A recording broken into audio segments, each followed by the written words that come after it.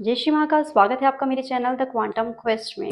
आखिर साउंड जो है हमारा प्रोड्यूस कैसे हो रहा है, मेन हमारा टॉपिक है। तो इसमें क्वेश्चन अगर हम अराइज करें तो होता है व्हाट प्रोड्यूसेस साउंड। सो कैसे हमारा क्या है जो रीजन जिसके कारण साउंड प्रोड्यूस हो रहा है, तो इसका हमारा केवल एक ही आंसर, वो है वाइब्रेशन। वाइब्रेशंस के बिना साउंड को प्रोड्यूस नहीं किया जा सकता है। सो वाइब्रेशन आखिर क्या है? Is a to and fro motion of an object is called vibration. क्या है?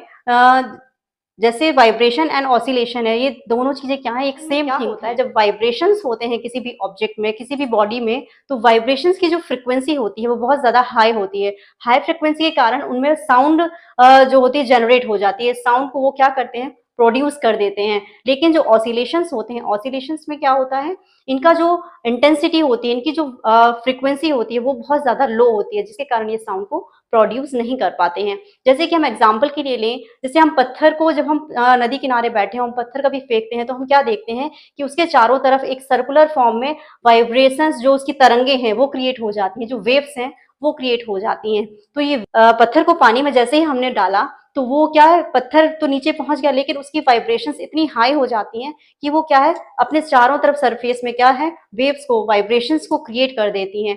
एंड अनदर एग्जाम्पल हम ले तो जो टू एंड फ्रो मोशन, जैसे हम जानना चाह रहे हैं क्या टू एंड फ्रो मोशन क्या होता है। तो टू एंड फ्रो मोशन, जैसे हम झूले में क्या देखते हैं, ये झूले में हम झूलेंगे तो एक निश्चित डायरेक्शन में, एक निश्चित एरिया जो हमारा कवर्ड हो जाता है, उसमें आगे पीछे मूव करते हैं हम। तो आगे पीछे जो मूव करना कहलाता है वही हमारा क्या है, टू एंड फ्रो मोशन कहलाता है।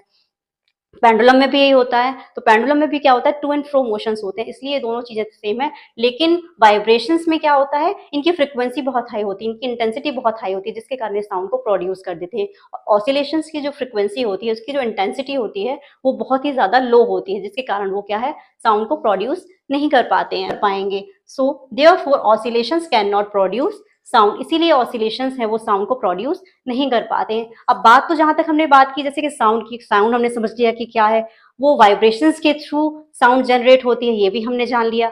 वाइब्रेशंस क्या होते हैं वो भी हमने समझा कि आखिर वाइब्रेशन क्या होते हैं। अब बात आती है कि जो भी साउंड हमारा जनरेट हो रहा है, प्रोड्यूस हो रहा है, वो आखिर ऐसा कौन सा मीडियम है जिसके कारण हमारा साउंड प्रोड्यूस हो रहा है, जो हमारे, तो उसका हमारा जो मीडियम है, जैसे हम एक कमरे में हैं या कहीं गार्डन में है, कहीं बाहर है, कहीं भी हम हैं, सुबह उठने से लेकर रात सोने तक हमें हर टाइम कोई ना कोई साउंड सुनाई देती है। तो इसका जो मेन मीडियम है वो है हमारा एयर। जो हवा है वो ही एक ऐसा माध्यम है जो साउंड को हर जगह, हर तरीके से प्रोड्यूस कर देता है।